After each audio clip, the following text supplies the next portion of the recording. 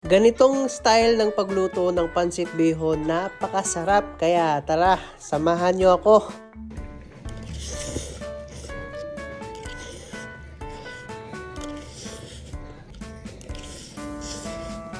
Kaya unahin na natin magpainit sa kawali ng mantika at syempre pag mainit na, alam nyo na, magisa na tayo ng sibuyas dyan. Sa sibuyas naman, ginigisa lang natin to ng paganto at 15 seconds, pwede mo nang ilunod yung garlic, yung bawang. Syempre, the same pa rin.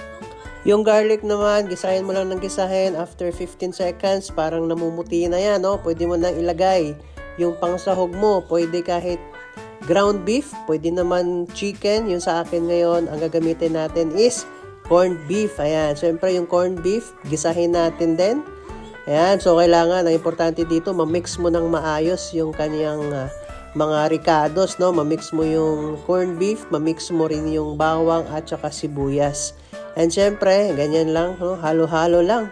And sa mga nagluluto ng pansit bihon, no? Marami namang style ng pansit bihon. Ito naman yung style ko. So, lalong-lalo na kung wala kang karne pang sangkap. Kung meron kang corned beef, pwedeng-pwede na yan. After natin magisa, lagay lang tayo ng tubig. So, yung tubig naman, 4 na lata ng corned beef, no? So, ganun karami. Pero make sure mo lang na hindi aapaw. Kasi pag aapaw yan, matatapon. Sayang. Pag nalagyan mo na ng tubig, dahan-dahan lang sa paghalo para hindi matapon. Sayang naman.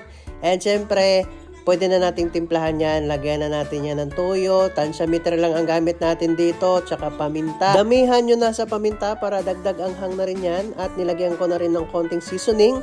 At magic sarap na marami-rami din. No? Pampalasa din yan. At syempre kung meron kayong natitirang oyster sauce dyan sa ref nyo, pwede nyo na nang ibuhos dyan. Dahan-dahan lang din sa paghalo para hindi matapon. Para hindi masayang ang ating mga sangkap. Dito pa nga lang mga boss, masasabi ko na talaga na malasang-malasa na yan.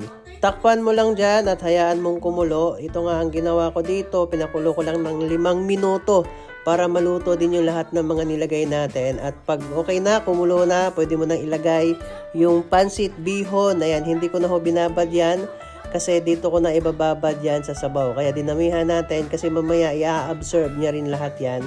And then after mo malagay yung mga pansit bihon na yan, dahan-dahan na naman tayo sa paghalo. Okay, halo-haluin lang din natin hanggang sa malublob lahat ng mga pansit bihon sa sabaw niya. And pag nahalo mo na lahat yan, no, pakuluan mo lang sa mahinang apoy ng 5 minuto para maluto yung bihon. Ganito lagi yung ginagawa ko para na rin lumambot kasi mamaya imimix-mix natin yan para lumambot at mabilis ma-mix yung mga pansit bihon natin. So, yun na nga. Ito na yung nangyari. Ito na yung resulta. At ito na rin yung part na ipa-finalize mo na yung lasa kasi mamaya pag igang-iga na siya, mahirap mo nang timplahan at mahirap na rin siyang ihalo. Kaya habang may sabaw pa konti, tikman mo kung sakto na ba yung lasa. Kung hindi pa, pwede mong timplahan ulit. Kaya sa akin naman, medyo kulang sa asin kaya nilagyan ko ng asin at sinabay ko na rin ho yung dahon ng sibuyas saka yung atsal. Ano ba yung atsal? Bell pepper pala. Ayan, so minix-mix ko na rin ho yan at saka after ko ma-mix, nilagay ko na rin ho itong bok choy kasi wala na ho tayong repolyo, naubusan ho tayo kaya bok choy na lang ho. And since no, mayroon pa namang sabaw, tinakpan ko ulit para maluto yung bok choy ng 3 minuto. And after 3 minutes, ayan na, so naluto na yung bok choy pala. So, minix ko na rin yan gamit ang ating kutsara at ang ating spatula. So, medyo mahirap lang siyang haluin kasi maliit yung lutuan. Pero, yun, nahalo naman natin. So, okay na yan.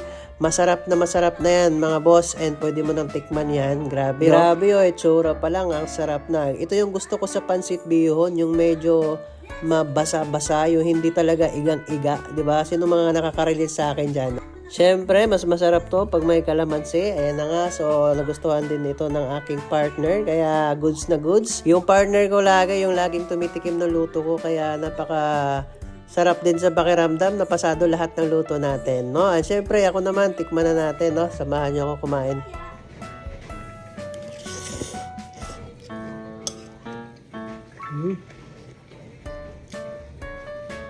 Ang sarap.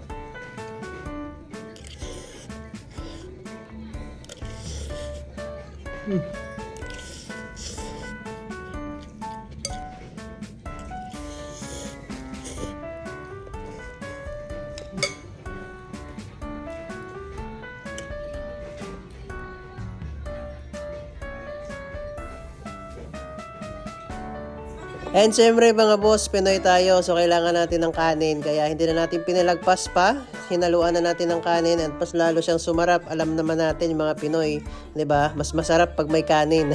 Yun lamang mga boss, I hope nag-enjoy ka at syempre subukan mo na. Oh, sige na. Bye!